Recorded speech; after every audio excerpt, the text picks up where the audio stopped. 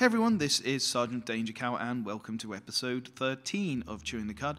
Thanks for joining me and thanks for your continued support of the series.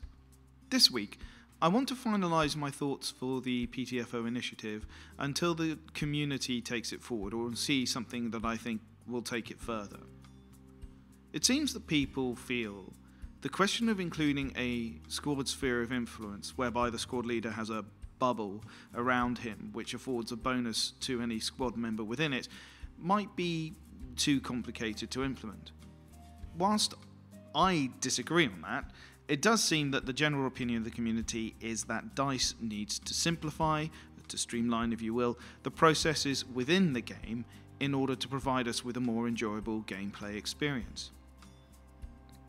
As I mentioned in episode 10 of Chewing the Cud, Time to Lose Levolution, I believe that DICE should look at removing elements that cause problems and offer little gains, or rather produce a net loss in gamer enjoyment.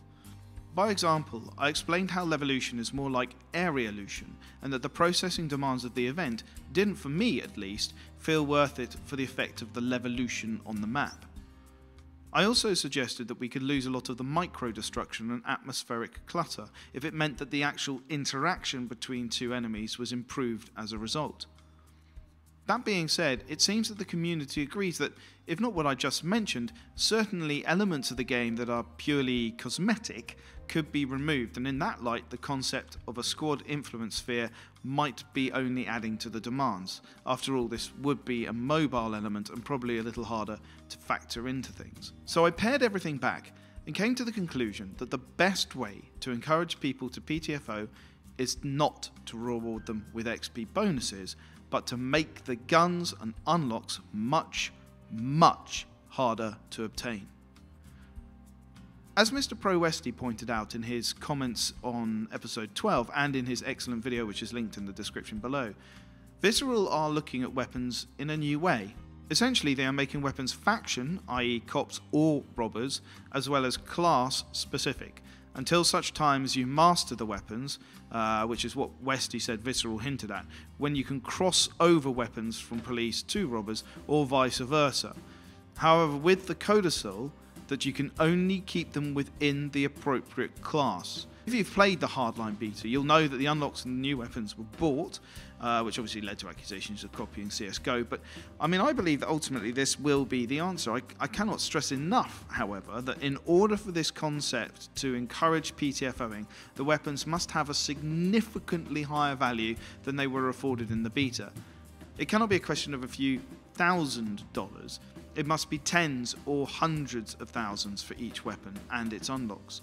The fact that unlocks must be bought and are no longer doled out by battle packs, or at least they weren't in the beta, is a significant improvement on the current system in my opinion, and I think that should stay in there.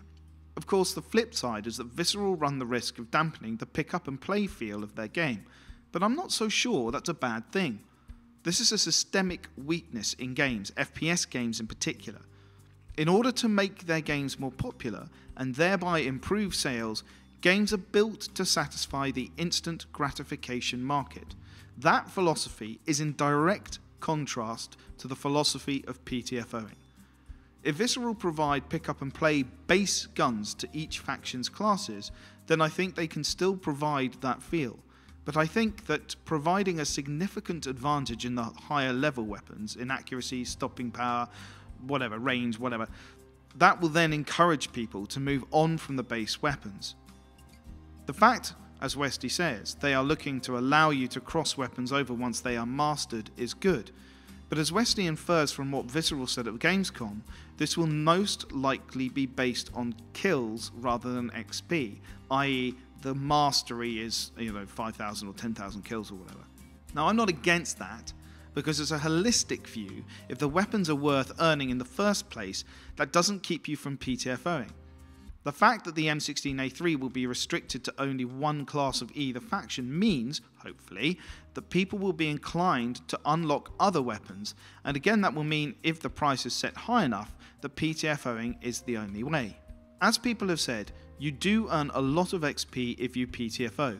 So if improved weapons can only be bought with higher XP, then PTFOing is the natural way to achieve this. So we arrive at the conclusion that weapons are the key. Get that right, and Visceral will have changed more than just the field of battle, they will have changed a mindset.